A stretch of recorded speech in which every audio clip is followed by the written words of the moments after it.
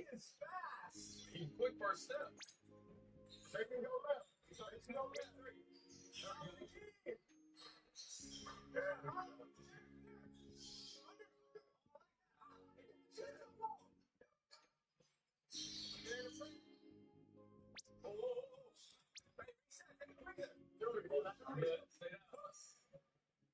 The shots he wants. Go!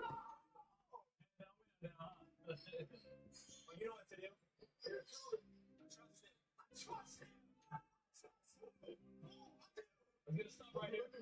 Yeah, we're home. Are we gonna let's get a bucket? No, no. Yes. I'm all up. There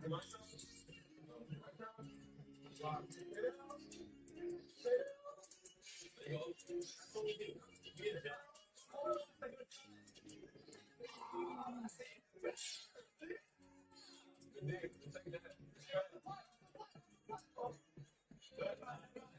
I'm three. Okay. Oh, don't leave him open. He's a shooter. Oh, this is gonna work. Let's go, guys. Oh my God. My ball. Next year, I made a bucket. Stop his bleeding right now. Knock out, boy. It was tough. There you go. There you go. That's what we get to eat.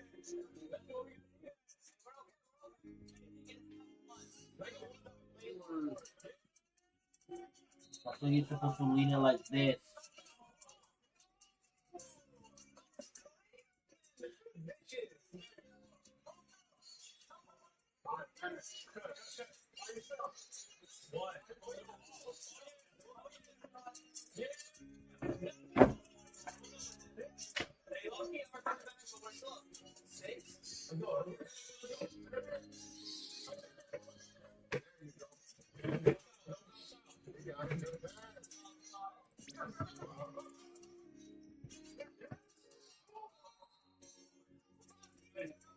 And if you're gonna work that hard to get the block, don't let that first dribble go this way. Make that first dribble go that way.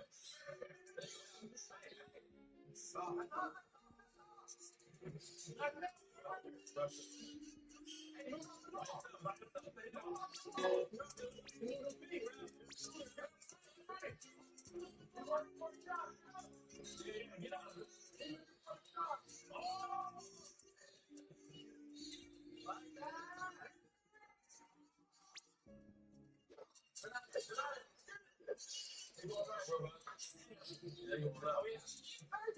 I like that. I'm right there. We're not set up. Hey, move on to the ball. We like it. So why don't you go down? You want to go to the next one? You want to do it? Oh, yeah. Come on. We gotta get the ball back inside. That's what we're doing. Back inside. Right up. There you go. Bring it. All right. Take a hold. Take a breather. You let it knock by the three. Give it up. There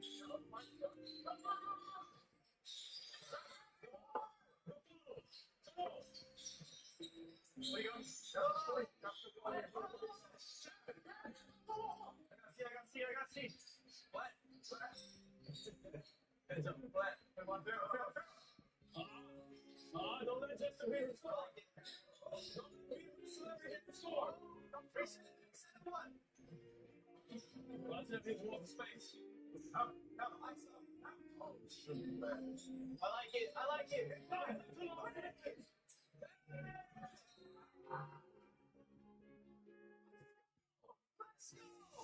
Stop. I don't know where he came from. By yourself. Hey, but 1-2 wins this. Hey, 1-3 wins it. By yourself. Hey.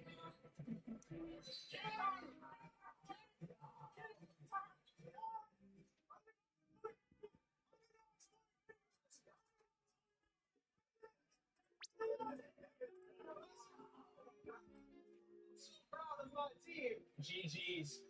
Right coach, and against your winner. And Wayne is going crazy on YouTube with the wide network. Tell the audience about it. Shout out to the wide network. we're trying to build a platform for many content creators and voices. And so it's a network for that. But our show is all the time out. We get a chance to talk about maybe basketball in our way, in our voice, but also too. We're talking about life, we're talking about lifestyle, we're talking about culture, we're talking about all things. So everybody tune in. And guys, I got to go on the show. We did like an hour-long podcast episode of it. So I'm gonna right here. Literally just go click right here and you can watch the full thing. We got so many great shows. Subscribe. Their links are down below in the description too. Big shout out to David going on my channel. We'll see you guys in the next one. Peace. With mothers, making time for the things you love doesn't happen. That's why we make scrap even more simple. Just spray with clean bike surface. Rinse off, spray water activated. Hydrate both protection. That's it. No streaking, no bump. Just insight into technology and a powerful time with shine that turns heads long after you've been held up. Others California books from experiments. Ceramic base give it that mother's love. It's minus 196 results in such big, bold flavor. Fruits. And freeze it minus 196 degrees Celsius. Then infuse it with premium vodka seltzer. Available in the bigger can.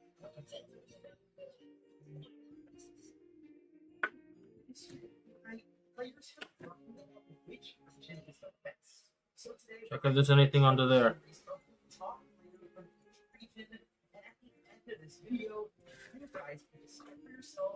Which region has the best players in the world? Starting with our first player, who is one of the most underrated in the entire world. Is that everything? And his name is Toyota. Toyota was born on December 11th. Is that everything? This video, and he's already earned $150,000 in work. Well, I don't know what he started actually. We do know that Toyota's first ever tournament was the Friday Night Track Race Tournament on January 9th of 2021. He would only place in 276, which I guess isn't too bad for your ever, but things are going to change very quickly because just 1 month later, on February 6th of 2021, Toyota won his first ever earnings, finishing 6th in the solo cash cup at $200. But there, Toyota started to use a rapid. In fact, it was probably one of the fastest moms I've ever seen in history. Just 4 months later, Toyota was finals way to his first ever great finals during Chapter 2, Season 6. Here, he finished 17th with his trio, earning up $400 each. And although this wasn't the mix that Toyota was looking for, this was definitely a great showing. It was his first race ever. And we would follow this performance next season during Chapter 2, Season 7 in the Solo All-Star Showdown, where he would finish 18th in solos on the entire region. So, he did not pass his own, but the next thing he had to do was get himself an FNCS win to prove that he was one of the best players. He did a set here, Toyota would every single finals for entire and final. November 23rd, 2021, Toyota has Toyota just missed out on the Victory Royale, which is 17th FNCS Grand Royale with $16,500. This solidifies Toyota as one of the best players in the region and somebody who at a very young age could be a contender to play on the world stage. And we're going to talk about that in just a second. And although Toyota would continuously find himself on the Asia Grand Final stage, he would have actually hit his first FNCS win until 3 years later. During Major Day of 2024, Toyota would get a first place prize, getting himself into the Global Championship later that year. Then in this year, 2025, he would win his first Major 1 and Major 3 on the Asia region, where he would once again get championships. With only 3 teams qualifying for the Global Championship, Asia is determined to prove that sometimes less is more. Are you gonna duel me, or are you dueling me, or are you trading me? Fast blocks. Asia is right for making another dark horse appearance. He found himself Hey, fast blocks, are you there? which, although exactly what he was looking for, showed that Fast blocks. Fast blocks. but that would be the last Toyota on the stage, and he also performed in the FNCS from What is your user? And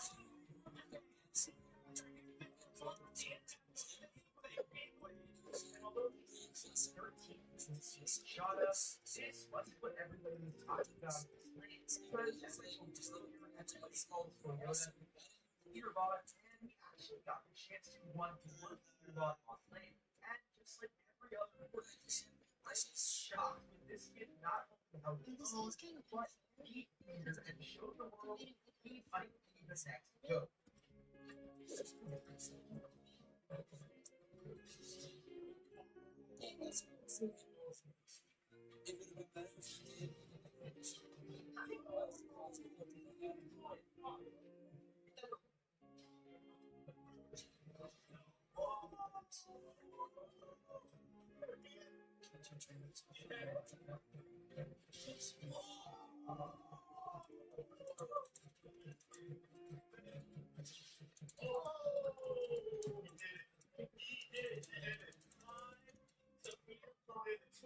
As we see, Toyota is insane. I'm sure that it's going to continue to dominate the Asian region, and in fact, he would do really well if he decided to switch over and move to another region like EU or NA, where he could get some better competition and then perhaps perform better on the world stage.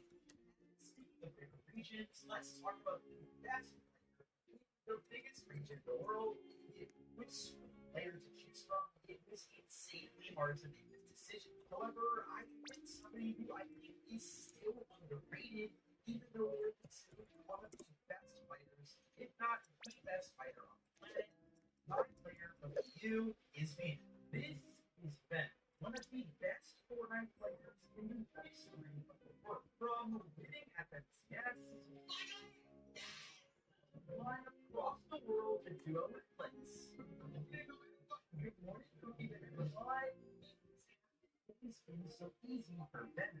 He started off being bullied at school. I didn't like getting banned for that again.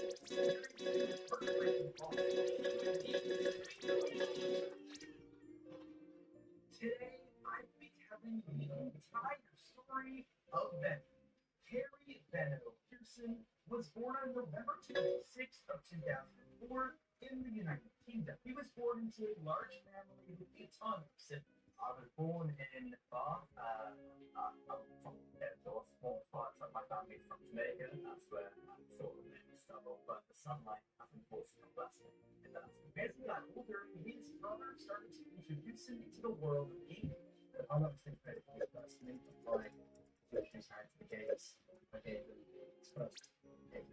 How Benno was born in that all over the UK because of his dad's job. Moved on, that's work. I've been to every corner of the UK. The only place I've ever known is London. And because of all the moving around and a couple of other reasons, Benno started to get picked on at school. His family had to make the difficult decision to pull him out of schooling because of all the bullying. He was telling me and he didn't react well to it, and it was taking him kind of happy, and he started more introverted over the whole thing. So actually, we made a pretty big decision about how we come with the, getting pulled a little bit.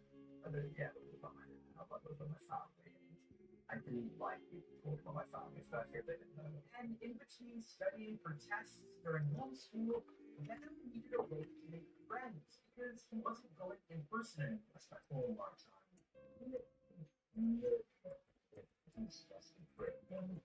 And homeschool, and that has some downsides to it. Then what sort of meeting friends and happen. I think if you find yourself into the game, then that's going to be much more getting into the internet, finding it without really practice. Fortnite was one of the first times that Benno felt special. Although he had gone through some troubles as a young kid, he realized that Fortnite was somewhere he could sell.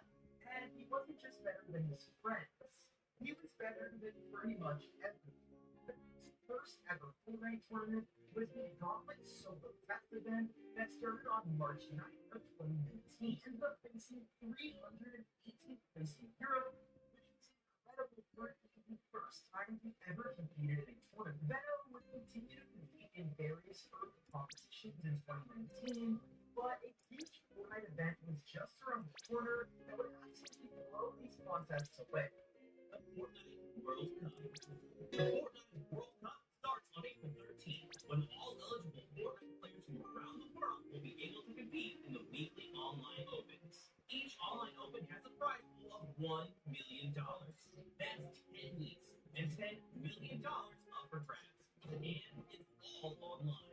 In each region, the top performing players from the online opens will earn a spot in the Fortnite World Cup Finals in New York City to compete for their share of a $30 million prize.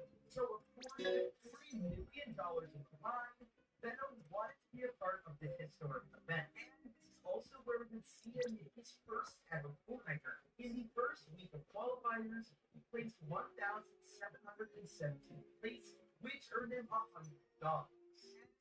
And then he got even while placing so low, especially considering how low the prize pools are today. But back then, prize pools, you didn't need to get in the top 10 or top 15 to earn. And week 1 was just the start, because during the duels competition in week 2, Venom and his team played 107 views, which although he didn't get a ticket to NYC, he still earned $1,050 in qualifying. Things were looking great for young Venom.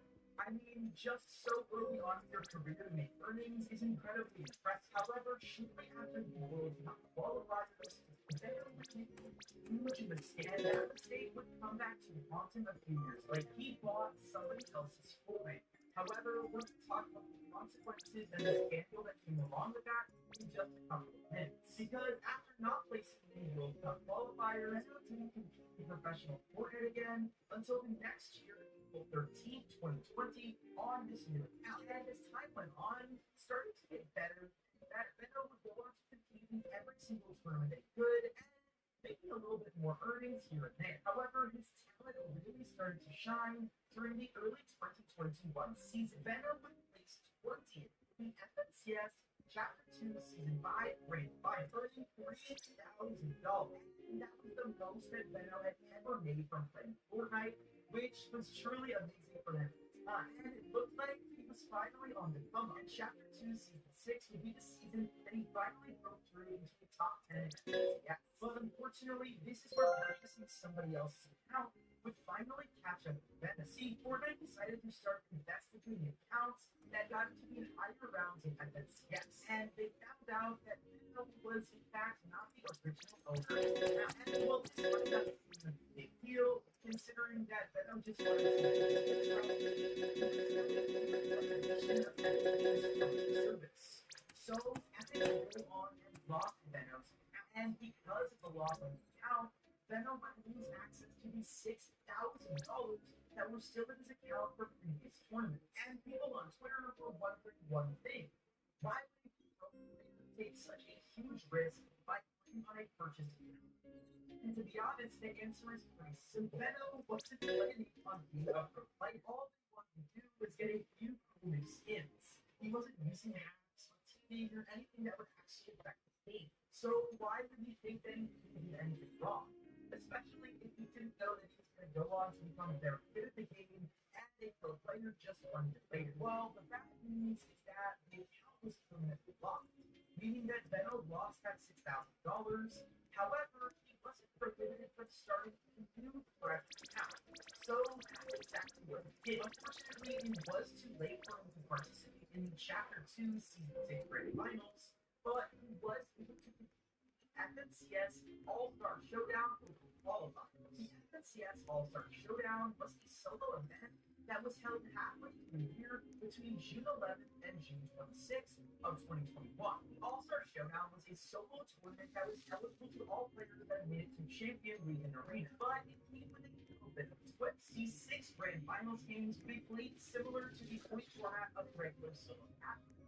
However, there was a bonus on every single game for the player that got the most eliminations. Whoever had those wins at the end of the match would receive an additional cash prize. So this gave players the incentive to go totally offensive if they wanted to get that sweet cash bonus. And if you guys are even a little bit familiar with Venom, you'll know that this tournament's unique format goes perfectly with his aggressive playstyle. Venom played all the qualifying rounds, eventually making to the grand finals, where he also absolutely dominated. He ended up getting second place, right behind one of the EU's goats, Taste. Venom would end up winning $100,000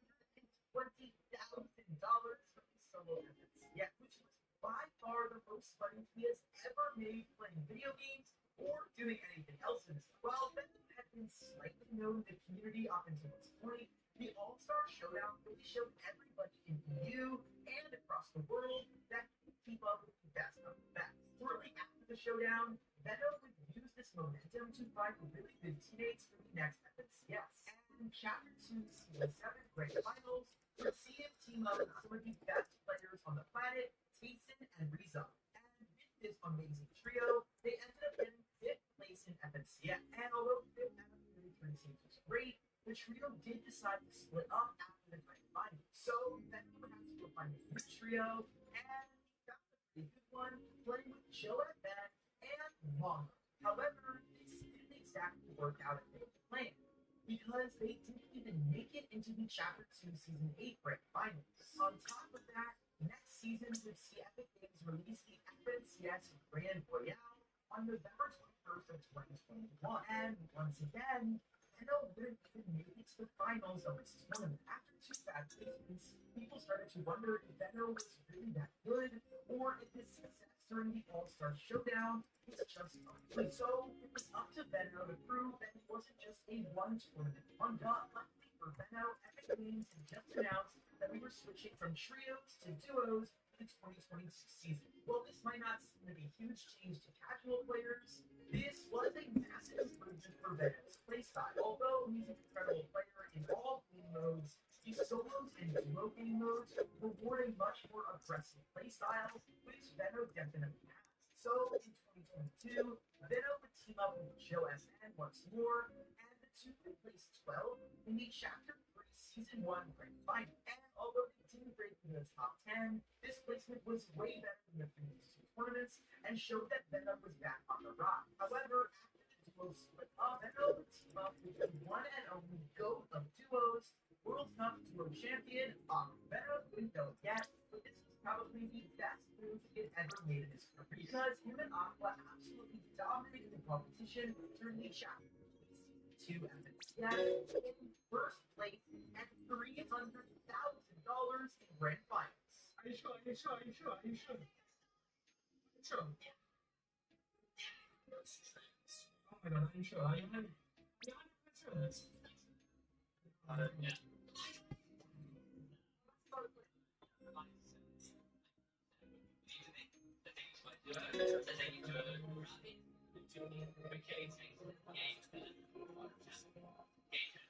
Thanks for everyone who didn't make it today. We didn't do it. I know a lot of personal care teams out there involve so many different products, but for sensitive teeth and your implants, use Sensodyne Clinical Repair. It starts repairing sensitive areas of teeth after 60 seconds. I recommend it to all my patients. It's not for a moment where Trump was challenging everything that started right here 250 years ago. We have to fight incessantly, persistently, consistently. And I've done that who gave me the honor of representing you.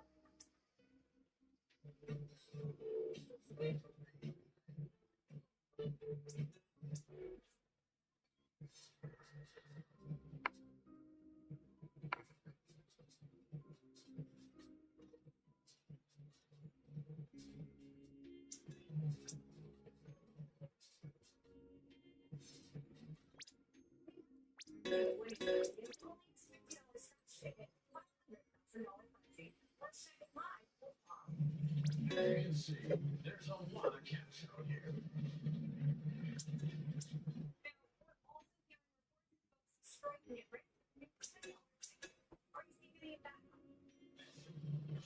Yeah.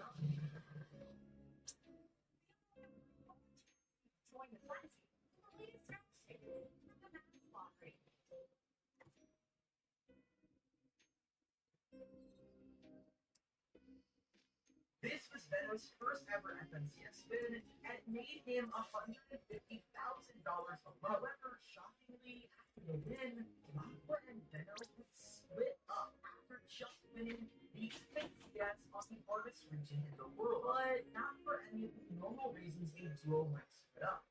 Today we have the news with another FNCS winning game. This time, Vino and Aqua are splitting up, but it's it's not for the reason you're probably thinking. No, it's not because they were beefing, it's not because they were arguing. Even though they were doing a lot of that last season, they still managed to win FNCS. They were still a great duo, but they were tweeted at the day, because the duo won FNCS, unfortunately, Aqua's hands are in and have been since last FNCS. We've been talking about it for a while, no beef between us, but DM me, even if you have a duo, I won't tell anyone. So it does look like, unfortunately, Aqua is, I'm gonna guess, they're gonna sit out the season. Aqua had been dealing with health issues for a while, and he decided to take a break after winning FNCS. But this meant that Venom now had to figure out who he was going to play next season. After last season, he had pretty high expectations, and that meant that Venom was able to get a good duo, and he would end up playing Please. For those of you that don't know, this duo would go on to one of the greatest partnerships in Fortnite history, and we're going to talk about all of that right now. But apparently, this duo was actually supposed to team up much earlier in the year, but it didn't work out. And now we're gonna play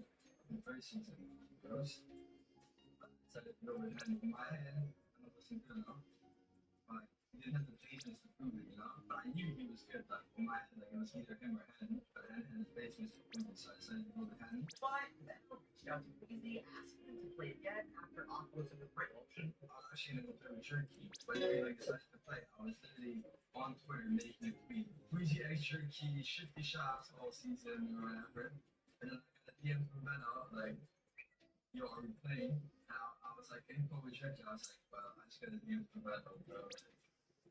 I'm not gonna lie, like, I want to play with you, but and I just switched to 3x Venom shifty shots all season. But we can talk about that. The sponsor of this video, Cash App, has a fun way for you to spend money in stock. The Cash App card is fully customizable, and you can control whatever you want, or pay for a bunch of free gifts to put on your custom card. Once the card gets to your house, you can spend it both online and where Visa is accepted. And on top of being able to use this card pretty much anywhere, there's no random monthly charges, no hidden fees, and no minimum balance requirements, so no surprises. If you are 18 or older, download Cash App, use code CASH10, and send $5 or more to a friend in 14 days to get $10. If you're 13, 17, request a sponsored account from a parent or guardian, use code CASH10, and send $5 or more to a friend within 14 days to get $10. Terms apply. Thank you so much, Cash App, for sponsoring this video, and let's get back to it. And the rest is history. They first started playing together in July of 2022 and dominated the game from that exact day. On August 18th of that year, they placed third in the Chapter 3 Season 3 Grand Finals, earning Queasy and Venom another $150,000 each. And while Queasy has a very different playstyle to Aqua, they still managed to work really well with how Venom played. Yeah, I suppose more like brute force, you know. Like he always had the mentality of, oh, let me go and like make high ground line, so everyone knows not to come up. That's what he's always thought of. Like, but with Queasy, we like to have all different play styles. If high ground is work, then high. If mid round is work, then there's always something different we can do to. So a little bit more of a controlled approach. Because of their success, they then moved to the FNCS Invitational 2022, which was the first ever official LAN from Fortnite since building. And because of their insane performance so far, they were projected by everybody to win the LAN in 2022. And going into the last game, Venom and Queasy were in second place, right behind Abby and Set, and this led to one of the greatest and most historic moments in Fortnite history. If you guys haven't seen this, or even if you have, you're going to want to watch it again, just check this out. Trying to take it by force. You only win in one way. Cena is here. Queasy is here.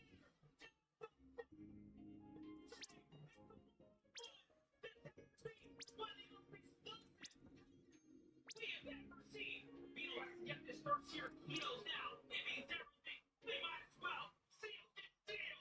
Why wait? Well, Shield going out. He's trying to bait it. He's trying to bait the revive so that way Cammy might be straight through the wall.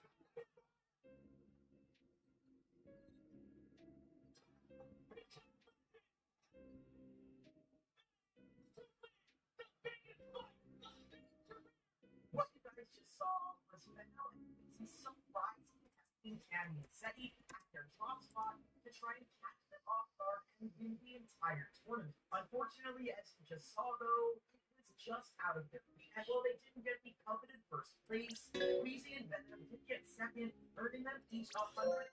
And while getting second place at a global land would be a massive career achievement for any player, it simply wasn't good enough for Venom. To put it simply, the duo expected themselves to get first.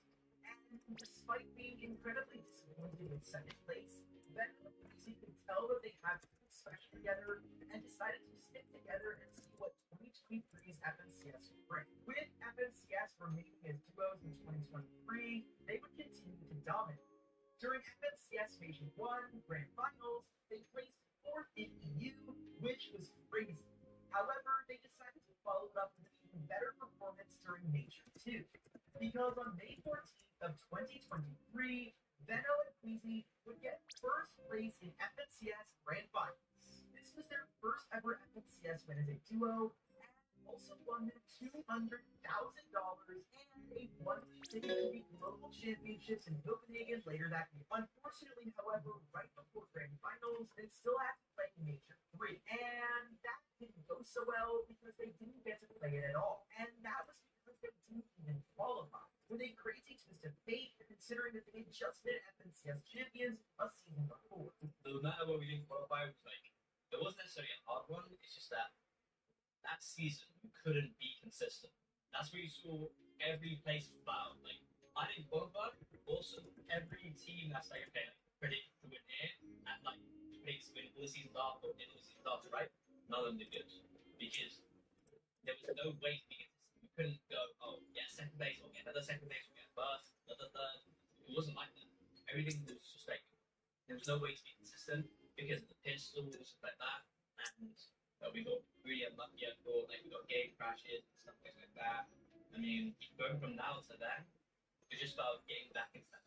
So after we run, you know, it's like, you kind of like, you want to settle down a bit, you know? Since Venno and Queasy were already qualified for globals, however, they didn't stress too much about their loss in Grand Finals. Instead, they planned to lock in the land. That since the land was being held in Europe, Venno and Queasy were at a bit of an advantage. They didn't have to deal with the insane jet lag that the NA and other regions had to put up with, and instead they could just focus on winning. Well, it's in the fact that this tournament, we had to put 200% in. This tournament was a little bit different than the other competitions. Instead of being a 2-day event, it was a 3-day event. And the upper bracket of winners from the first 3 majors competed on day 1. The top 25 of those duos would move straight to the Grand Finals, and the bottom 25 would have to compete again the next day. As expected, however, Queasy and Venom did incredibly well on day 1, getting second overall behind 8.4. And this meant that they got a day off in anticipation of the Grand Finals on day 3. Alright, so we're here. Global Championship Copenhagen, Denmark. Day 2, but you don't actually have to play today. You actually board qualification to championship Sunday in spectacular fashion, man. In one game, 94 points. Pretty incredible. I mean, how does it feel? What is your qualification and what is your goal today? And what are you looking for going to the championship Sunday? I mean, you know, it's expected from us. You know, I expect for us to call early. We try not to show too many of our strats or stuff like that. Just leave everything on the floor on Sunday. But the duo wouldn't be as lucky at the Grand Finals as they were on day 1, because Queasy and Venno would place 11th out of 15. And although incredible for pretty much anybody, this was once again a huge disappointment considering how well everyone expected them to do in France. Following the event, Venno and Queasy both made separate tweets threatening an early retirement after this tournament. It was clear at that point that these two were probably going to be split up. And that's exactly what they did. During the 2024 season, the two would set at the game didn't switch much up going into 2024, and we continued to play the duo. And Venno would once again team up with one of the greatest players in the history of Fortnite. However, for Major 1, the duo would place 15 out of 50 teams. And once again, I'll say it, even though I sound like I'm repeating myself, this is an incredible performance, especially on the hardest range in the world. But for Venno, he just wanted to win. However, Fortnite will soon be the last thing on Venno's mind, because unfortunately, he would experience the biggest tragedy of his life following that FNCS. Venno would lose his dad and his passed away shortly after this tournament. This loss so much more than anyone can experience in anything. And I just want to take a moment to give my condolences to Benno and his family. Just while doing research for this video, it's incredibly clear that Benno's father was so deeply caring and supportive. In the interviews we've seen and their interactions at LAN, I can't imagine again how devastating this loss was for Benno and how much that must have affected him. However, on the positive side of this tragedy, we saw the Fortnite community reach out to Benno and provide as much support as they could for him during an incredibly hard time. It's truly moments like these that make me realize how fragile life truly is. And although Fortnite is a huge part of my life and I'm sure many of yours, there are so many more important things out there. So make sure you guys hug your parents and tell them how much you love them every day, because you never know when you might not get that chance again. I choose food for demonstrate because there's clinical evidence to support that it does strengthen the immune.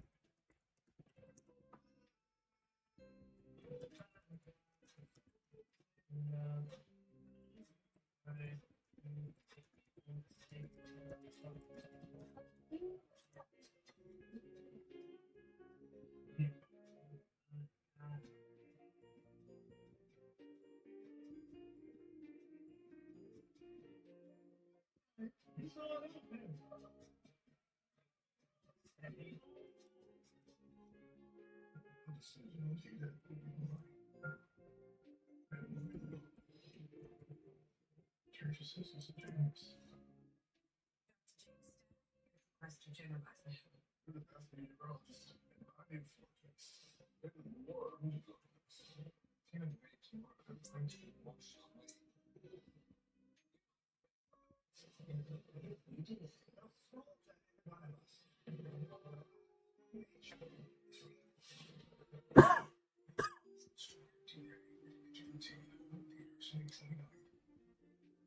Despite what happened, Ben decided that he still wanted to talk it out and play in the next FNCS for his dad. And Ben continued to team up once again, also finishing 15th place once again. And while this was a great placement, especially considering how much stress Ben was under, it was high enough placement to get him qualified for the LAN event at the end of the year. So for his last chance at qualifying for locals, Benno made a life-altering decision. He decided to move to Texas. I don't know what you guys are thinking. Why would anyone from the United Kingdom move all the way to another country and into Texas of all places? Well, the obvious answer is to duo with Blitz, of course. When this duo was first announced, the entire Fortnite community was very skeptical. Moving regions midway through an FNCS was very risky for everyone involved. So a lot of people couldn't even believe that Benno was actually going to America and thought it was some kind of prank until we saw Benno live on Blitz's stream.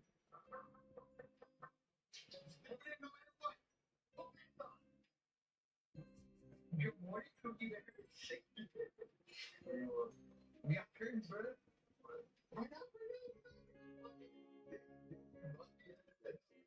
Honestly, nobody knew how this team would perform, considering how many videos there were of them yelling at each other. I said 56, like, you know what I mean?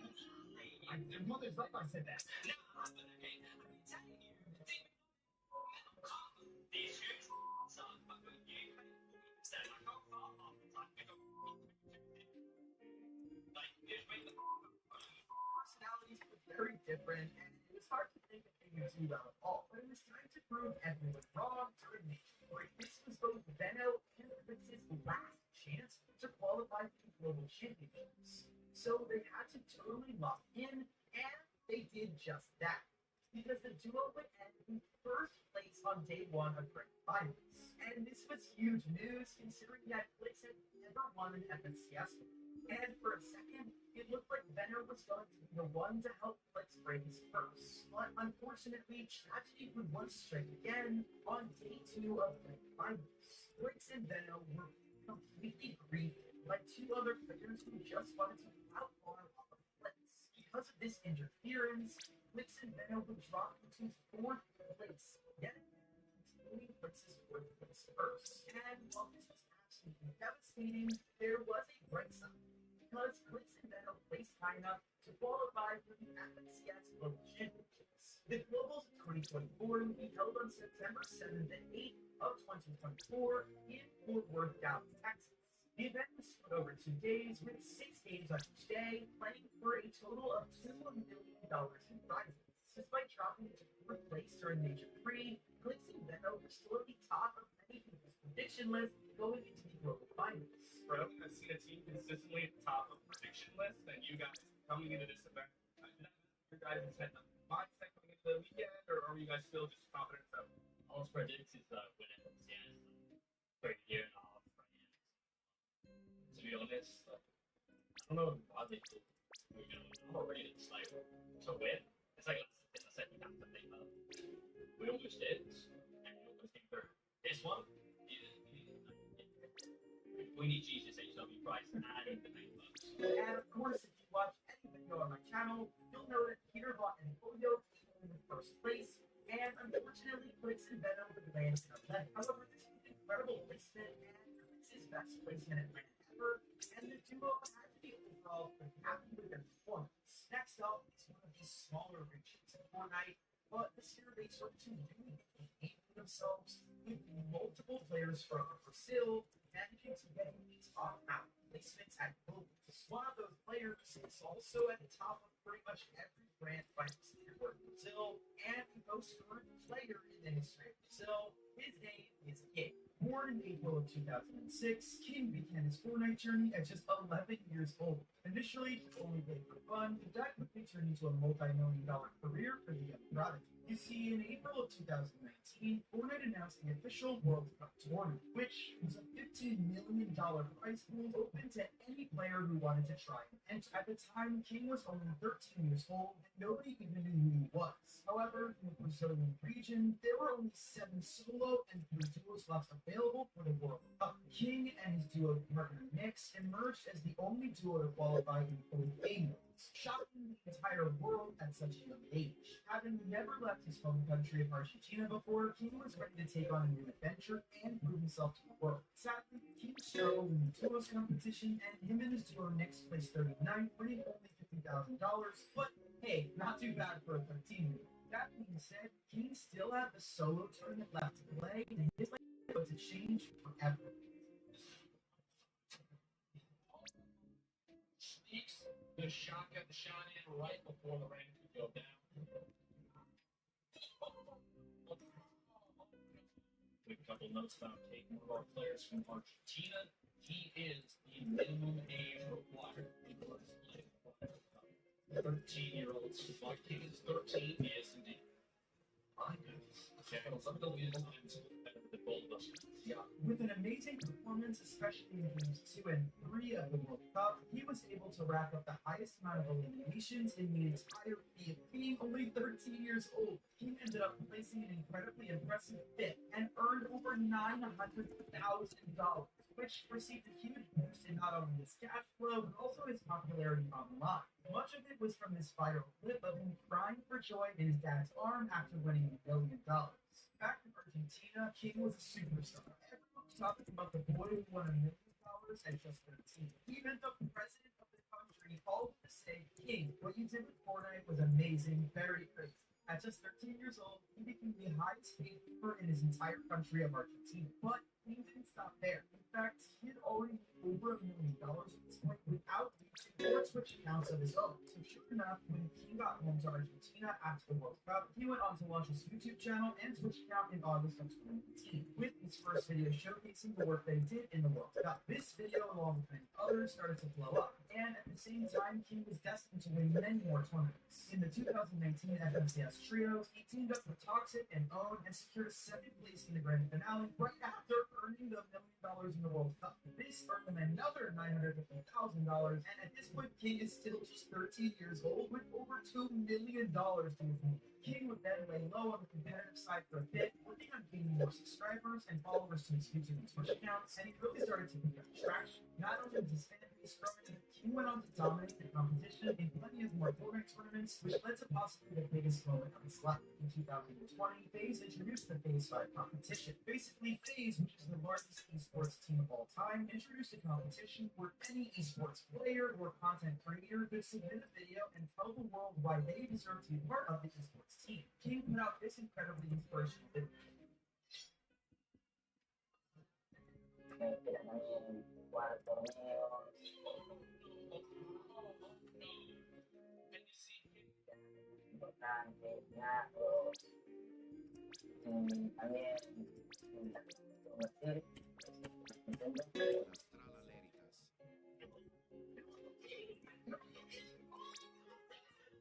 After winning the competition, King was welcomed into FaZe with open arms and continued to grow both as a player and creator. At just 17 years old, his current net worth is $3.9 million. Just like Brazil, OCE is a smaller region, not necessarily known for its content, but although it does have some of the biggest Fortnite YouTubers in the world, like Bachman, Laserbeam, Fresh, and Laserbeam. That being said, OCE does have some competitive players too, and none are more insane than the best OCE player, not only right now, but of all time, and his name is Alex. From being banned for competing underage to becoming an FNCS champion, this is the entire story of Alex. Alex Richmond was born August 9, 2008, in the country of Australia, with an older brother who inspired him to play video games and to love and support parents. Alex was able to start gaming from a very young age. Lucky enough for Alex, his older brother was also into gaming, and he was actually the one who introduced Alex into Fortnite Battle Royale. Alex not only enjoyed playing the game, but he was good, like really good. Alex was even embarrassing his own older brother by carrying him anytime the two would play.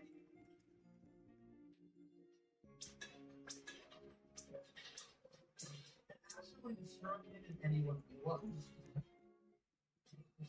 Because of Alex's early success, he decided he wanted to play the game more serious. And believe it or not, at his young age, Alex started playing Fortnite competitively all the way back in the World Cup days of early 2019. And if you're good at math, you'll recognize right away that Alex is only 15 years old today in 2024. And in 2019, he was at best 11 years old during the World Cup. And if you didn't know, the minimum age required to play competitive Fortnite is 13 years old. This was very problematic for Alex, but we'll talk about that controversy. Because for now, let's talk about the Fortnite World Cup. This was a huge event held in New York City with the best of the best, with $40 million in prizes available and over 50 million players trying to qualify for the league. Or just qualifying for this event earned you $50,000. To this day, this is still the biggest sports tournament of all time. And Alex, he wanted to. So from that moment on, he knew he wanted to be professional Fortnite. And he did whatever it took. So he started grinding every single day. He wanted to get into the World Cup and know what to play.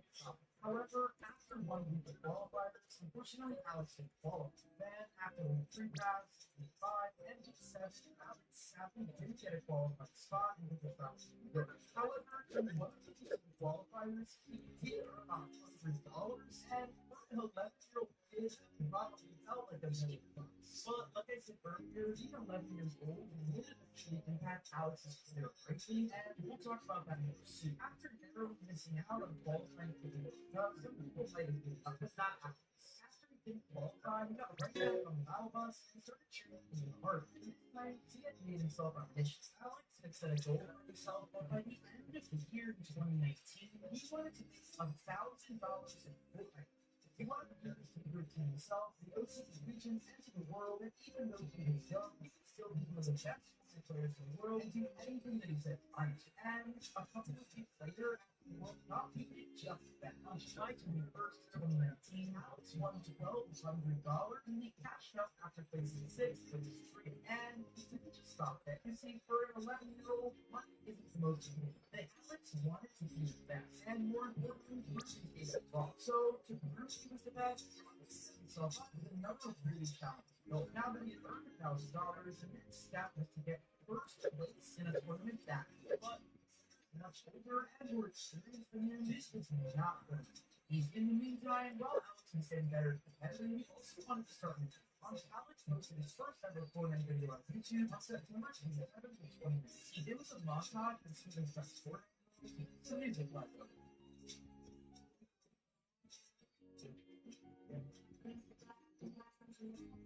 The montage was pretty good. In mind, this is from 4 years. It was made by an 11, which honestly just makes me sad at how bad it did at times. Which reminds me, I'm new to the play Fortnite badly, so if you guys subscribe to the channel and comment your epic name down below, I'm gonna be happy to you guys back to run up some games. So make sure to hit that sub. Anyway, back to you can see some of the updated highlights of this video showing off a bunch of different catch-ups and places. So the video didn't get a ton of music first, but all of that was about to change. Remember a minute ago when I told you Alex's new goal was to get first place in the tournament? Well, on December 15th of that year, 2019, he did just that. He got first place in a solo cap, which for those of you that don't know, is incredibly challenging. And even better, he earned $2,000. I don't know about you guys, but I don't even know what to do with $2,000 at 11. So regardless, this was huge for Alex and showed him that he could compete with the best of the best pros. But there was only one problem. Alex wasn't old enough to officiate the game. Like I said before, Epic doesn't allow anyone under the age of 13 to play the game. If anybody wants to duel, send me a duel request. Anybody in the live that wants to duel. There's no real identification required until you go to collect money. This can easily be done by someone else in the family. So basically, If anybody that's on the live right now wants to duel me, send me a duel request. My username is in the screen on the top. You see, some people can get away with this, especially at lower levels, but after a while of breaking rules and performing at such a high level, there was a lot of attention on the young prodigy Alex. Some people were even tweeting out and asking why he wasn't doing it. It seemed like the public knew that Alex probably wasn't 13, but Epic hadn't caught on. However, that would all change, and unfortunately, on July 21st of 2020, Alex was banned from Fortnite. This ban was set to last for a whole year, and to say that Alex was devastated would be an understatement. But Alex wouldn't let this ban stop him from trying to be the best of the best. Instead of putting the keyboard and mouse away for good, he jumped over to another very popular video game at the time called Valorant. Although he didn't post much content about Valorant, he did show Twitter that he worked his way all the way up to fame. For those of you that don't know, to be rated, you have to be in the top 500 players in the entire world. This showed that Alex's skills aren't just exclusive to Fortnite, and he just has been God-given gift of game. But despite this early success of Valorant, Alex never really took the game serious, because all along he knew that he had to return to the game that started it all. Although Alex's ban only lasted for 1 year, he still wasn't old enough to return to competitive game. He had to wait till his 13th birthday on August 9th of 2021 to return to the game. But even though he was banned from combat, he stepped entirely away from the game. He still grinded and created and played the scripts when he could while he was 12 years old to make sure that his skills were the best that they could be when he was returning. He even posted Fortnite edits on his YouTube account, with how many days he left on his pay. Everybody was excited to see the young prodigy return. So when Alex's 13th birthday finally arrived, he was ready to take over the Fortnite. And he did just that. Alex turned 13 and jumped right into Fortnite Chapter 2 Season 7. And soon enough, he qualified for his first ever FNCS Grand Finals with his 2 other trio members, Sons and 2. Despite Alex being sidelined for over a year, the trio looked good. With a veteran like GL2, who is one of the best OCE players of all time, he was able to lead the young Alex and their trio Sons to a 3rd place in FNCS Grand Finals. This won their trio $10,000. When Alex was only 13 years old, this was a huge win, and it showed the entire Fortnite community that Alex was not only back from his ban, but ready to prove that he was the best 13-year-old and really best player that Fortnite was ever going to see. Now, his love of the game in full swing, Alex dedicated himself to Fortnite, grinding harder than he ever had in creative and scripts. You see, he was proud of what he had accomplished so far, winning a cash club, placing 3rd in FNCS, but Alex, of all people, was not going to settle for anything less than being a champion. Because of this mentality, it wasn't long before he finally got the first place that he was looking for. It was OCE FNCS Grand Royale on November 21st of 2021. Here they took home $39,000. This was his biggest prize to date, and this only excited Alex to keep playing and grinding even more. You see, this is when Alex started to get on the radar of foreign players across the world. He was consistently in the top 10 in pretty much every competitive tournament that he played. Alex loved his trio of Tui and Sons, but when Fortnite decided to revert back to duos game mode after Grand Royale, Alex needed to find a duo. And along a controller team who not a lot of people knew at the time named Bailey. Bailey, also in the OC region, was a really good player, but console not that long ago, he still had a lot to prove. That being said, Alex, a really good coach named Kataz, was moved into a really good IGL, even at such a good cheerful. Alex decided that he wanted to keep the young Bailey, who technically was older than him, under his wing, and see what they can do. Just in the year of 2022, Alex got first place in 10 different match classes, which I think that's wild. And in the ones that he didn't win, he got second or third place. This kid was literally unstoppable. He was easily one of the best, if not the best player in OCE, and perhaps one of the best in the entire world. At the start of Chapter 3 in Season 1, Alex and Baby got third place in FNCS Strike Finals, and the following season in Chapter 3 Season 2, they got second place. And then finally, in Chapter 3 Season 3, and third, and then second, Alex and Bailey finally got their first place in the FNCS Spring Finals. This not only solidified their reputation as one of the best duos in OCE, but one of the better duos in the entire world. Soon enough, Alex was being scouted by pro esports teams, and with all of this recent success, Alex was ready to take another massive step in his career. So, on November 9th of 2022, Alex accepted an offer and announced that he would officially be joining Power. Joining as the youngest player ever signed to the massive organization. For those of you that live under a rock and don't know, Howard is one of the biggest esports teams in the OCE region and in the entire world. This was founded by one of the biggest YouTubers in Fortnite history, Rock. Alex is no longer a free agent, and with an organization like Power comes much more of an audience. Even more eyes were on Alex than ever before. And just days after signing to Power, Alex and his duo partner Bailey were flown out to Raleigh, North Carolina, all the way in the United States for the 2022 FNCS Invitation. Alex and Bailey are a must-mention from Oceania because they have had an absolutely phenomenal Chapter 3 performance so far. They've only been getting better with each season of Chapter 3. They started out with third place in Season 1, then second place Season 2. So guess what? Season 1 was. That's right. They were the FNCS champions of the most recent season coming into this FNCS Invitational, and their dedication to the grind did not stop there either. The great thing about being here in person is that I am actually able to go into the practice room, kind of stand behind some of these players. And last night I did just that with Alex and Bailey, and they won the scrim game that I was watching, and they just looked so good. Alex's name, holy moly. Bailey and Alex, second, third, place in the Oceania region, and now they must be absolutely ready for the big stage. Despite doing well in these scrims, Alex and Bailey only placed 27th at the end of the one. But to be fair, for an OCE duo to come to America and still place relatively well, it was a great first day for the duo. They just needed to do well on day number 2 and try to at least make them to the top 10.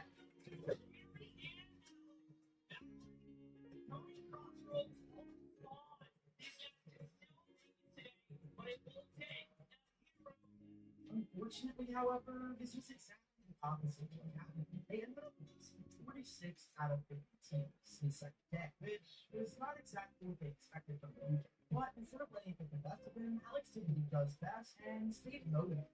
And use this as a way to get better. After the loss, he tweeted out this. Although my poor performance really motivated me to keep competing internationally, sorry to all the OCE fans for letting me down, but I'll be back. And Alex would, because in early 2023, Fortnite announced FNCS Global Championship all the way in Copenhagen, Denmark. Players across the world had an opportunity to prove themselves in one of 4 different qualifiers throughout the year. Major 1, Major 2, Major 3, and the Last Chance Major. So in 2023, Alex got back up the grind with the goal of making it to the Global Championships again. However, Alex decided it was time to split ways with his duo partner Bailey, and he began to try out a few other duos and some cash cups. He started playing some cash cups with popular players Skits and Dana, and even ran it back with his old trio too. But eventually, Alex landed on fellow power player Worthy as his new partner in crime. But there was only one issue. See, Alex had played Major 1 and Major 2 with different players, and Alex and Worthy didn't decide to team up until Major 3 of the grand finals, meaning that they didn't have enough series points to make it into the last chance 8. That being said, they had one chance, and that was FNCS Major 3 to secure a spot in the upper bracket. Luckily, this new duo not only shined under the pressure, but they absolutely dominated. Alex had the most eliminations in the entire tournament. Their insane performance scored Alex and Worthy a second place and snagged them a spot at the Global Championship in Tokyo. About the teams of OCE, could that be Worthy and Alex? I had the opportunity to meet Worthy, such a just a sweet guy, but Alex is pretty widely regarded as the best player in OCE. Yeah, 100%. Super recognizable factor in the OCE scene as well. This is formed in Major 3. They might Is your mom and Lonnie sleeping?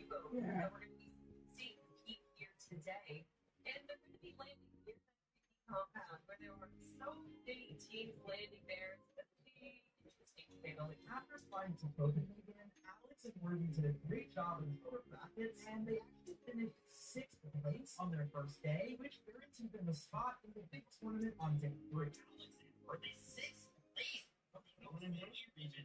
Very impressive. Alex, one of my favorite players, was such an electric player, so entertaining. So everything was up to Alex and Worthy to prove that OCE was the best region around.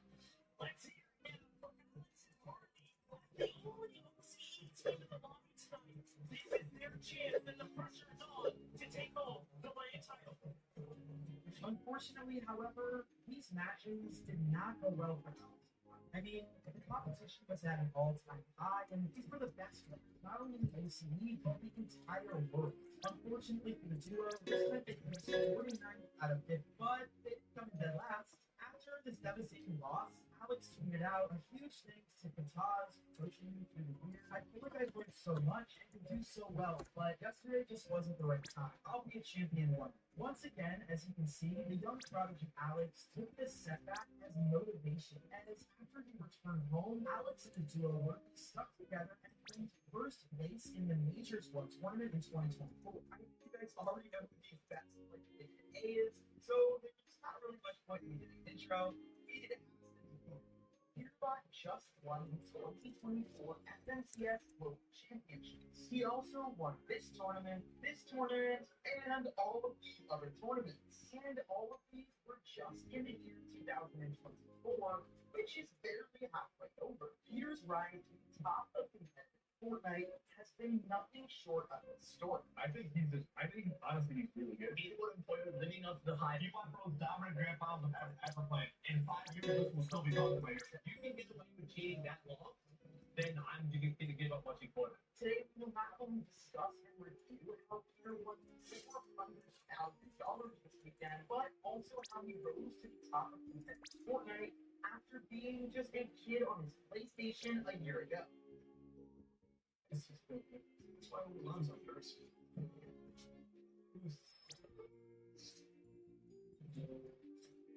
So myself to get my money right to keep my ambitions. I'm saving for events. Yes, that grim. But so far, I earn more money on my money and pay more taxes. Plus, investing in my bank. So if I can help fund all your ambitions. No matter how ambitious. Bank was so far to score a higher APY. So far, get your money. Yo, here we go. Luka over 30.5 points. Vladimir over 25.5 points. Tell me that's not a lot. Locking that in on prospects and right. Prospects, put it on better. You can win up to 1,000 times your money on 2-pick lineup with their mystery multiplier. Dude, prospects are easy up to 3 times. Yo, better 1,000 times. You get $2 into $2,000. I gotta get better ASAP. Sir.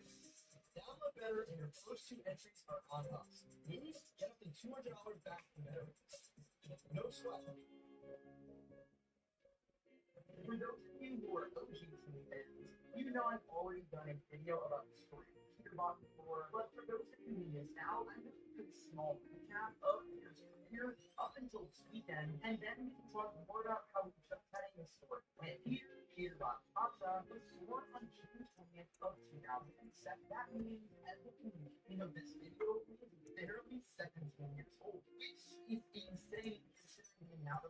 he has made in this game, and we're going to talk more about that. But clearly, Peterbot started playing at 8, and actually started playing Fortnite during the first season ever on his PlayStation 4. I was cool, my friend. And actually, my cousin. My cousin told me to get the game. I was playing with all my friends, so having fun like every other kid when it first came out. Quickly, however, they realized that he was better than his friends, a lot better than his friends.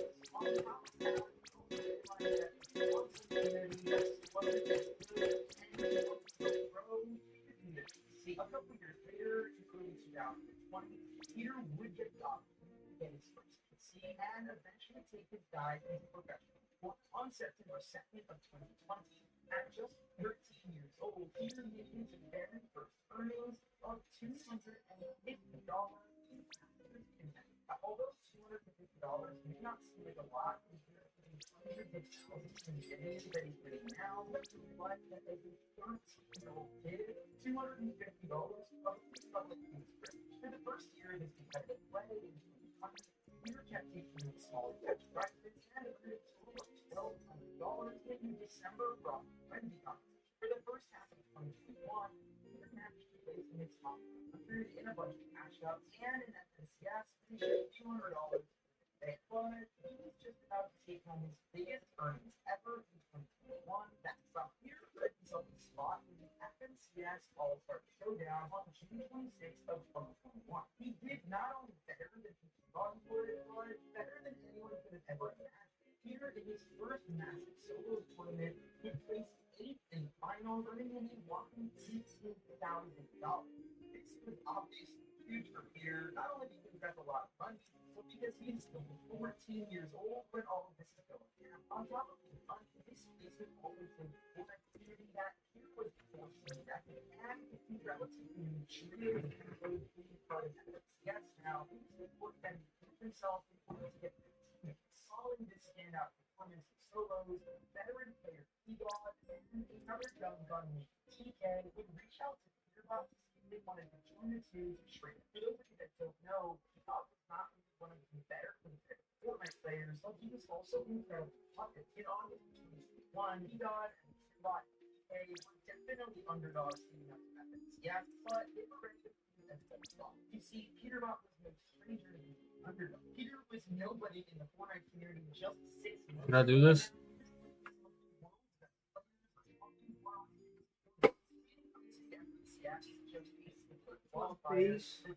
Base curse. No, that's the 1-year trait. Do it. Do it? That's the 1-year trade? Yeah. And it's You think we should do it? What do you think?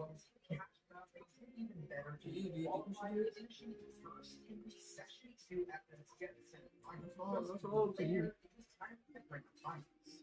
Peterbot along with TK P-God were ready to prove their deniers wrong. Unfortunately, the team did not place in the top 10 like they were looking to do, but 11th place finish out of the teams, they still took home $2,500 in earnings, which again is Yes, a no. lot for just a couple of kids. And although this trio looked very promising following their first performance in FNCS together, unfortunately it didn't last very long. To the surprise of many of his peers, Peter decided he didn't want to continue playing with P-God today following FNCS. Regardless of You do it? together anymore, however, P-God undenied to help elevate Peterbot's fame. Before the two played together, Peter had 44,000 followers on Twitter, and by the time they split, he had 10x followers at 40,000 in just a few months of playing.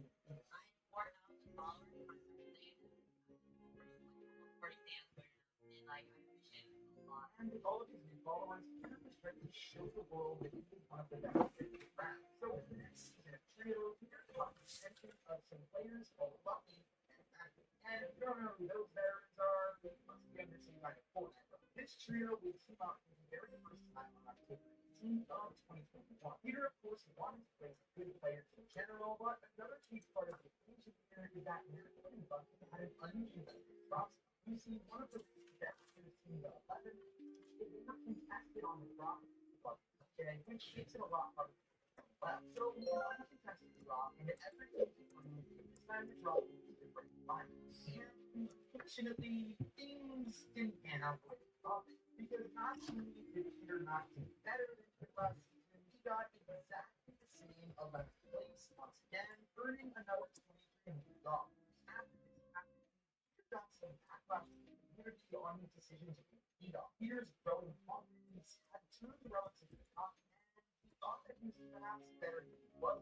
But later on in this video, we're going to talk about this week's tournament, and you'll see how this confidence was definitely justified. Peter was one of the best players in the world. But for now, we're still at Peterbot 14 years old. The young Peterbot did, however, seem to learn a lesson, and he decided to stick together with Bucky and Matt for another season. And this would probably be the best decision in Peter's young career, because shortly after the 11th place finish at MCS, Epic Games would announce the Fortnite Grand Royale. The Grand Royale was set to take place in that following November with a multi-million-dollar prize. And let's just say that this trio sticking together was a really good decision. Peter and his trio finished in an amazing 4th place, which earned the trio $20,000. It seemed like all was going over. You had the trio making money. You know the guy that got scammed that you just watched? Mm-hmm. He got all his stuff back. The guy gave his stuff back. You liar. Look at take your octopus and this.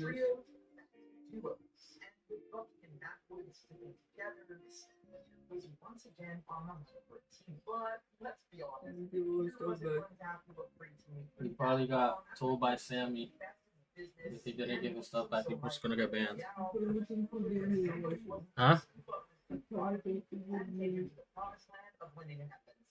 Cedar tested out a couple of teammates, hoping to find the perfect fit for the new season. He tried playing with the GOAT, Renata, Nani, his old trio member Atwood, and even ran up at MCS, who was good for once. But after 6 months of trying and not performing the way that he wanted to, Peter decided to give up on playing with other top players.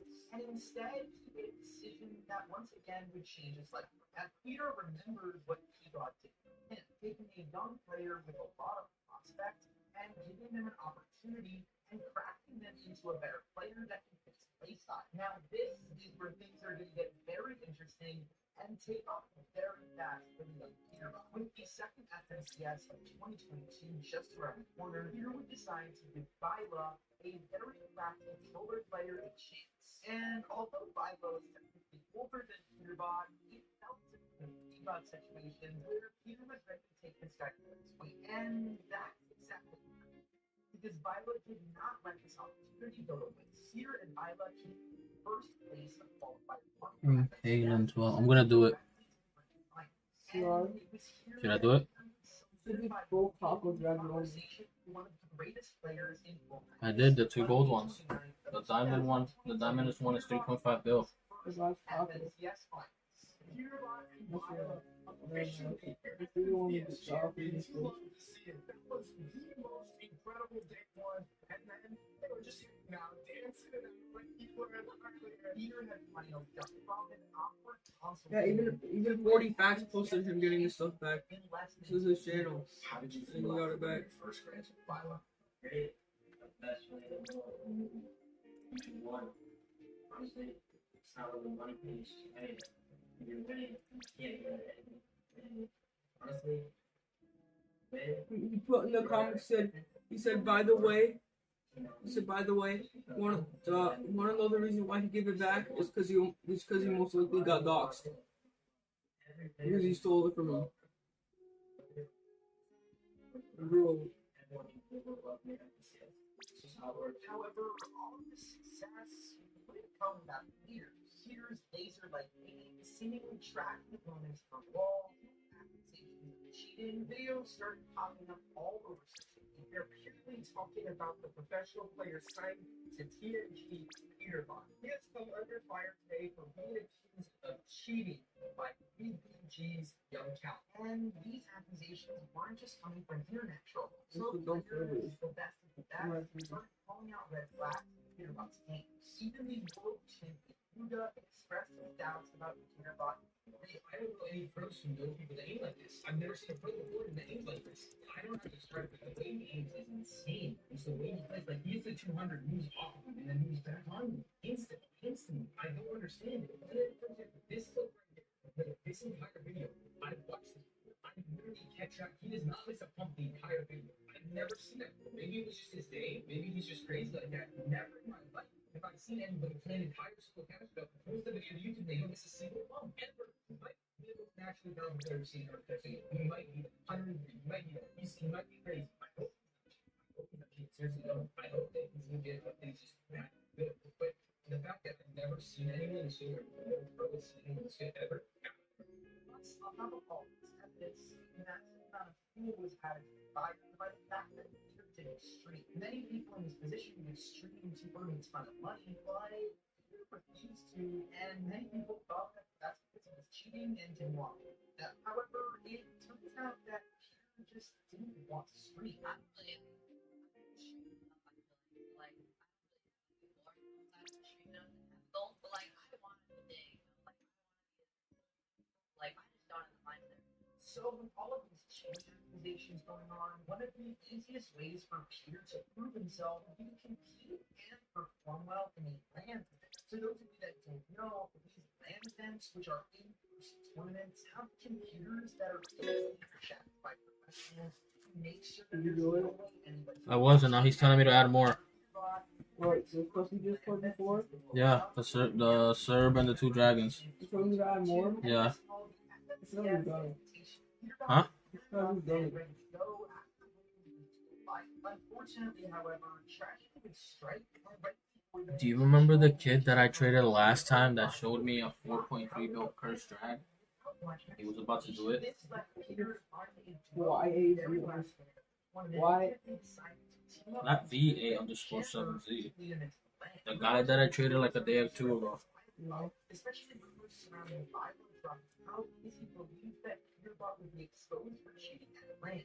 Also, people thought that Peter was paying Byron not to play because he would have preferred to play with Chandler. And this was never proven true, and I also don't think that it's true, but I'm just sharing this because it was some of the rumors that were going on at the time. So, Peterbot and Chandler got into the FNCS Invitational and dropped in hoping for that as a breakthrough. And on day one, things didn't go to plan. They finished last, literally dead last, 50 out of 50, but the two still had a chance to prove themselves on day 2. And while they didn't score last, they placed 37th, which was still probably not the placement that either one was looking for. Especially since Peter had the accolade of trying to clear these cheating situations. But let's be real, Peter did really well. This is his first LAN event. He was 15 years old, had barely shown his face up until this point, and was probably incredibly nervous to go out there on a first game. Just because Peter had failures didn't mean that he was going to give up after that unfortunate game performance. Instead, he was going to rock the 2023 season with even better than 2022. Instead of keeping Viva or Chandler as a duo, he the winner of the Fortnite World Cup. The two of them decided to team up going into the 2023 FNCS 1. Both of them performed incredibly well going into the grand finals, and basically everyone thought this was the dream team. Caesar, the Steeler radar streamer, Mm-hmm. he gave him a radioactive strawberry elephant for free. Who? The guy that lost his OG. That he gave them? He gave them? Yeah. What did he give him? The radioactive strawberry elephant. He gave him it? Mm-hmm. After he got scammed? Yeah.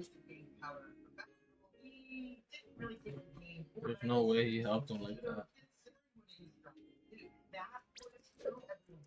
Well, he got helped by other people, so. Even though Peter performed poorly, however, he was given the opportunity to find himself a more stable income and a group of people to play with in elite esports. Peter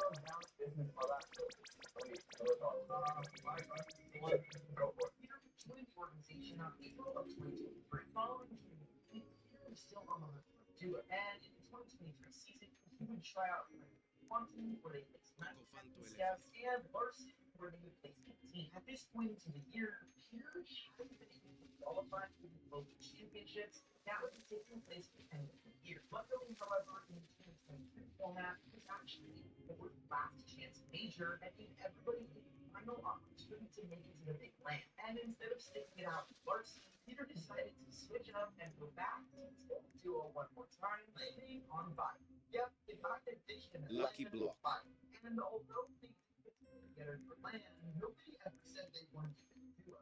And these two clutched up and managed to place first in the last chance major, which earned them to take it straight to the finals in Copenhagen. By the end of the year, my phone video, my emotional baseball started to like get in my phone grinding again. Lucky block. That my day form. And even better than winning the FNCS last time, Vila actually turned out the two Lucky 2023 Global Championships on October 15th of 2023. The duo managed to place 26, and although this placement wasn't great, Lucky block. it gave Peter the push that he needed to know that he had to be the best going into 2023. And that brings us up to Lucky block. Lucky It's block. only been 7 months into 2024, and if you love Fortnite like I do, you know that Peter is having this year. And I'm going to give you guys all these details and talk about the massive amount of earnings that Peter's made, all the way up to when we talk about what happened in this epic week. So shortly after the 2023 Global Championships, Peter decided to drop Vila once again. And thinking back to when he originally found Vila, Peter needed to find a duo that was moldable to his style. Peter being an incredible fighter and also a very aggressive IGL, he needed to find somebody who could play with him. And that guy was Bo. And to say that these two guys clicked would be an understatement.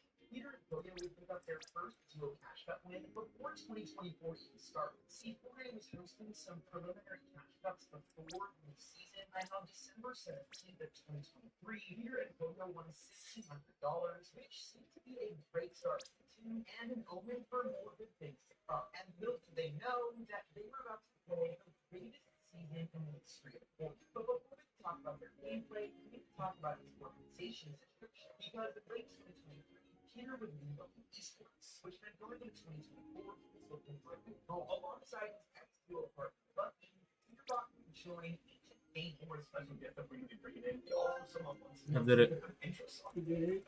Yep. First serve. You right. Yep. Look at.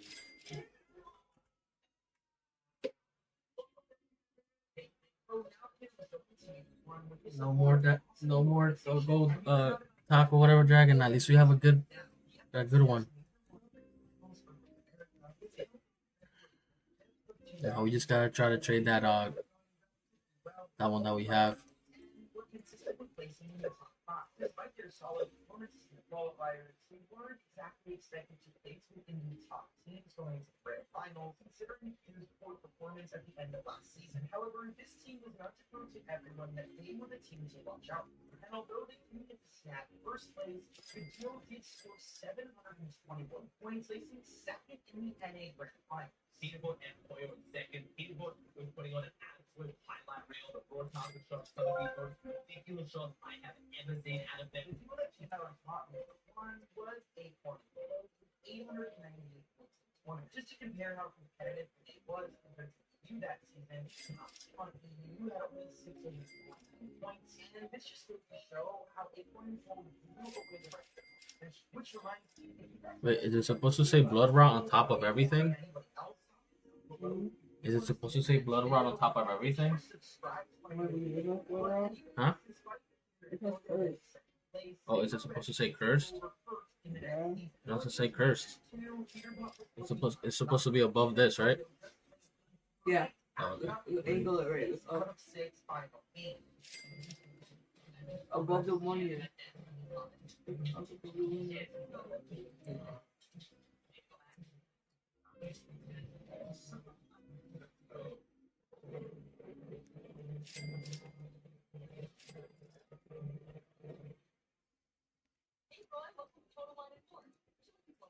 Rachel, I'm here to expand.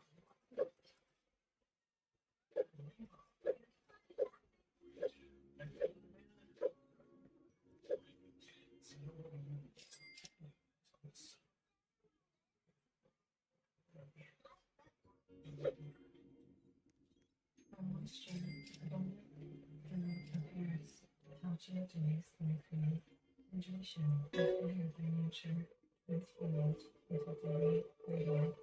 Interesting. And then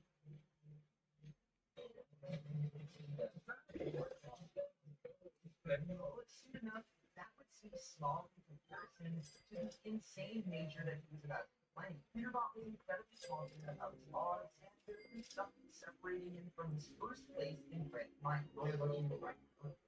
As we know,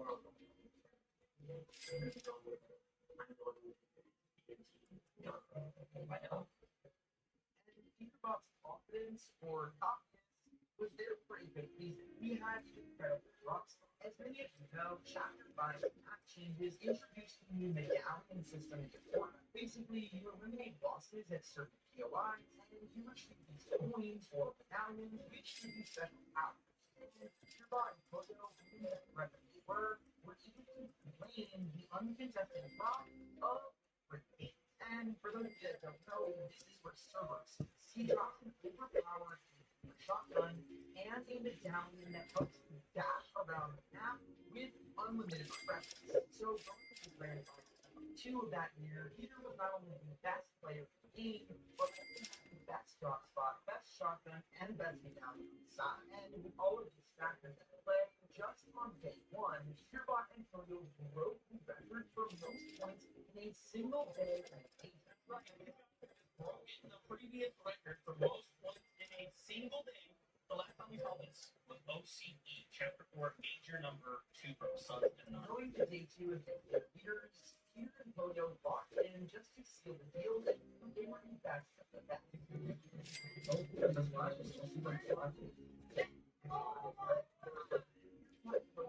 Now, not only as the champion getting first place in Majors 2, but also setting a world record of FNCS points, where they got 5 wins and 1,092 points. Now we're getting closer and closer to talking about this past weekend. But there's one more tournament that would take place before the Invitationals, and it was Majors, where the Agent House was bought out by a different word called the Scene. They also happened to sign duo open, meaning the duo was now playing for the same board for the first time ever. Peter and Julio went into this third Majors very confident in themselves. I mean, who wouldn't be if you just broke the world record for points in the last? Yes. However, the duo would no longer have these Cerberus drops of the medallion and the gatekeeper shotgun at their disposal, meaning that they would need a new strategy. And on top of these items no longer being in their inventory, this major saw a ton of players from Europe coming on over to EU to throw some new challenges into the mix.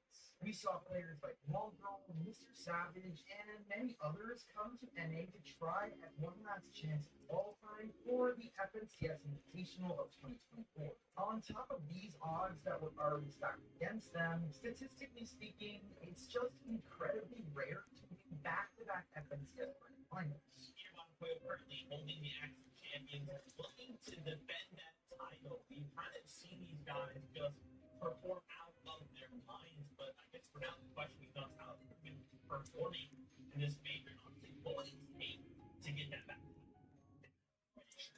That's why this is a conversation where can they both? It's not something that we see happen. Bicicleteria, bicicleteria. Bicicleteria, bicicleteria. Bicicleteria, bicicleteria. That the last back-to-back winner before this was Buga, and that was only back in Chapter 2. Many were skeptical going into the season that Peterbot and Kodo's reign of terror in the last season was just because of the OP drops. I mean, even I myself did a video about It's kind of weird how he never brought the 3 new brain rots that he made for the fuse machine. Huh? You know which ones I'm talking about? The Rubikiko, the Rubik's Cube, that eye thing, and the other one, he never brought them back. Huh? Were actually not in first place. In fact, they were in second behind one duo that everybody wanted to win, with Flix and Dino of all people in place, everybody is shocked, and more eyes than ever were on this FNCS. And while this was terrible for clicks and all the clicksters, it ended up working out for Peterbot. Peterbot and Pollo absolutely dominated on day 2 and managed to take home that sweet back-to-back FNCS win. And although Peterbot and Pollo were already qualified for the FNCS Globals in Dallas, winning back-to-back FNCS Grand Finals going into that must have put their confidence at an all-time high. So without further ado, let's talk about this weekend and what just happened as Peter and Pollo made absolute history. The 2024 FNCS Global Finals, held right in the Dickies Arena in Dallas, Texas.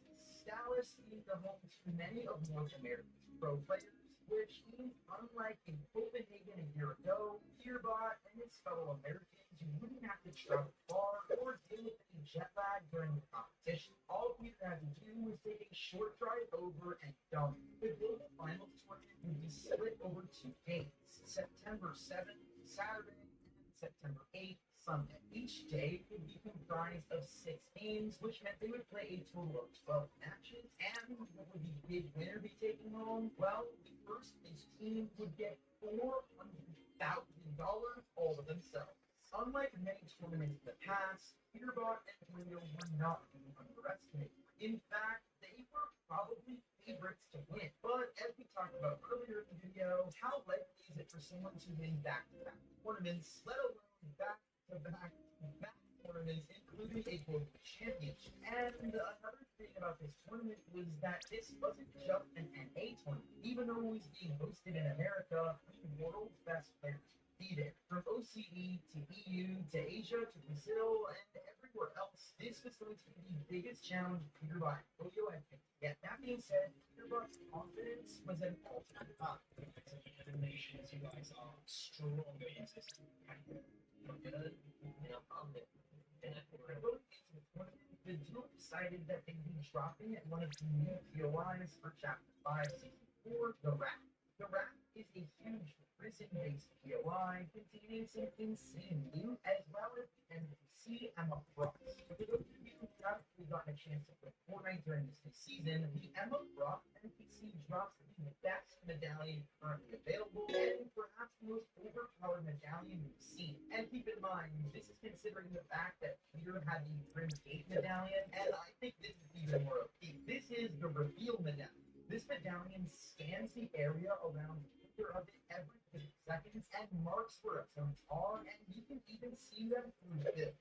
This power is incredibly helpful throughout the game, but more specifically through endgame, and especially in the duos game mode, where you can tell which players are left alive solo and don't have a duo to defend themselves. I think that would be so beneficial because they just find anyone working in different situations. They're not going to get stuck up on these lanes and that right now. If they can make it up, it just seems like they have solid strategy so far.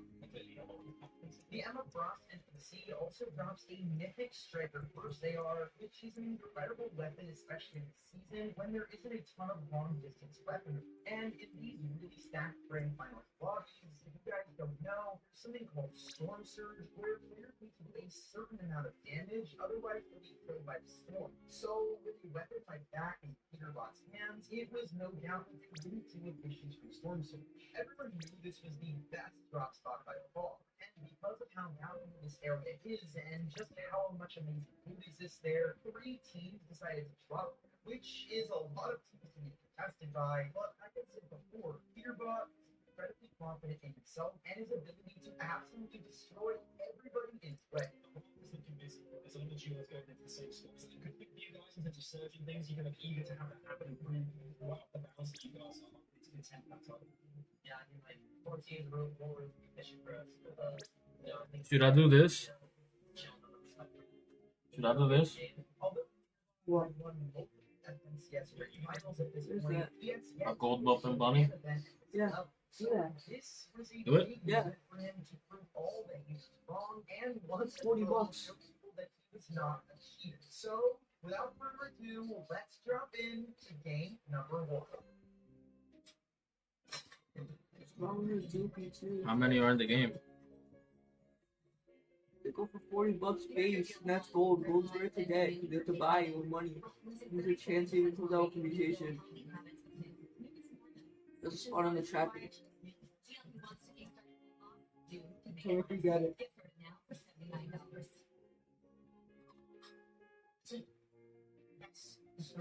Confirmed. You confirmed it? Yeah. Nice. That's rare to get. Yeah. Yeah, everyone.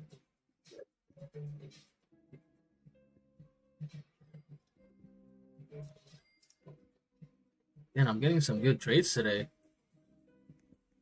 That's the only for those Galaxy. Really?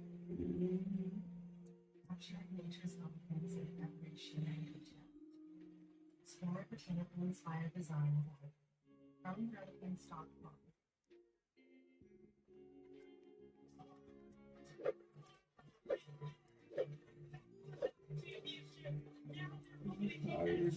Hey, tired? In game one, Give me that iPad. What ran about on Rat and immediately snatches up and down. Oh, I'll be quick. Are you sure you're gonna sit there?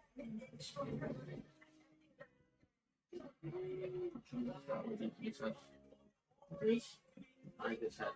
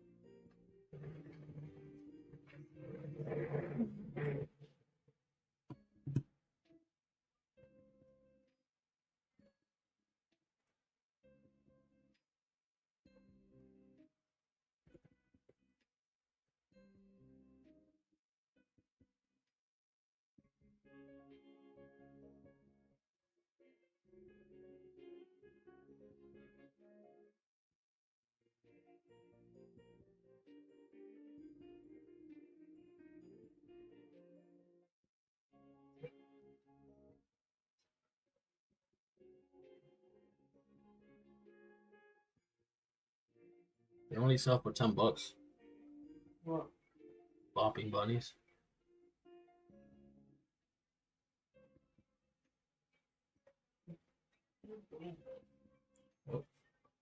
Album Mario was sold to buy it about $30. But they're reselling them only for $10. The gold one is $8. A base one $7, $6, $9. Dragon's only $50 here, so it's more than what it costs.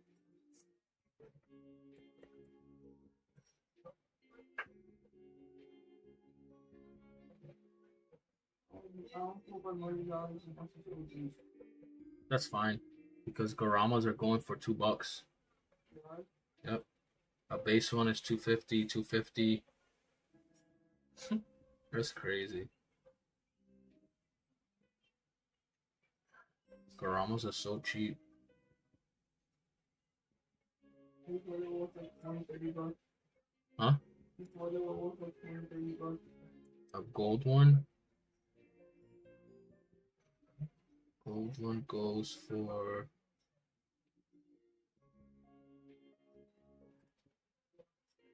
yeah, bro. Selling for the same price. That's crazy. It's a WO set.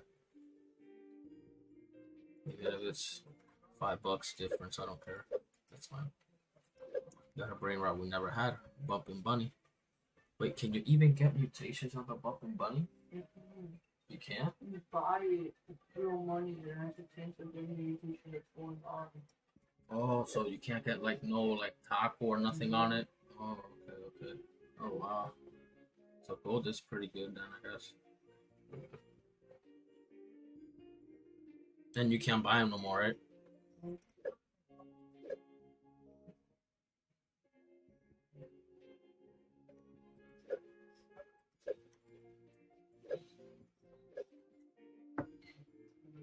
Alright, I'll leave you alone. Good night, bud. I love you. See you tomorrow.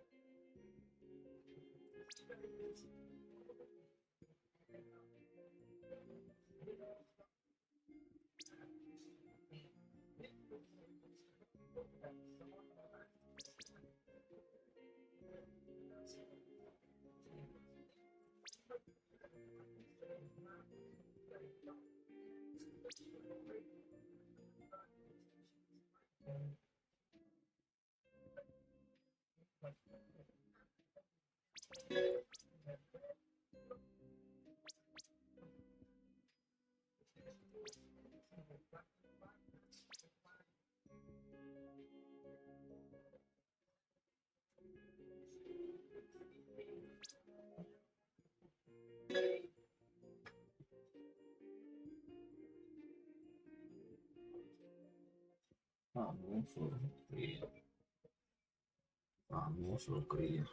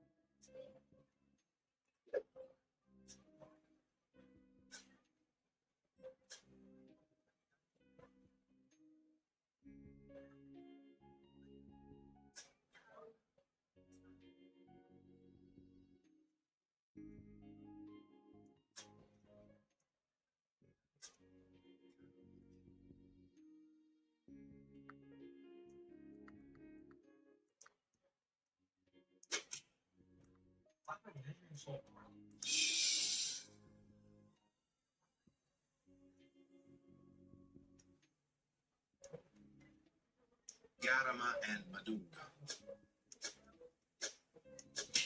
Oh, I saw that game over.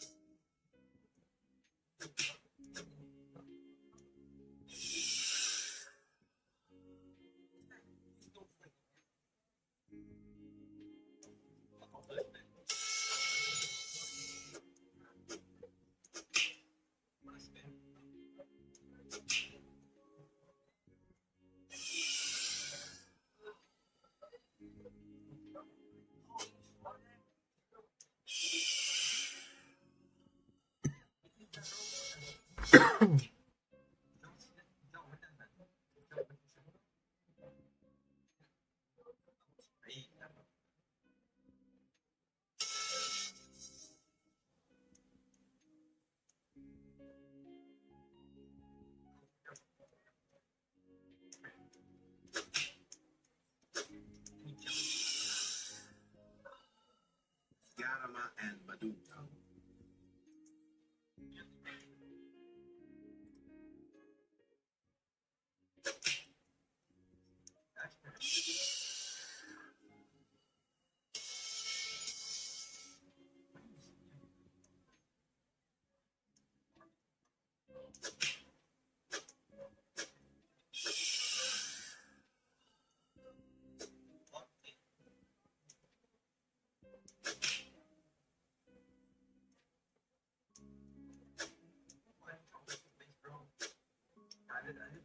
Garama and Maduka.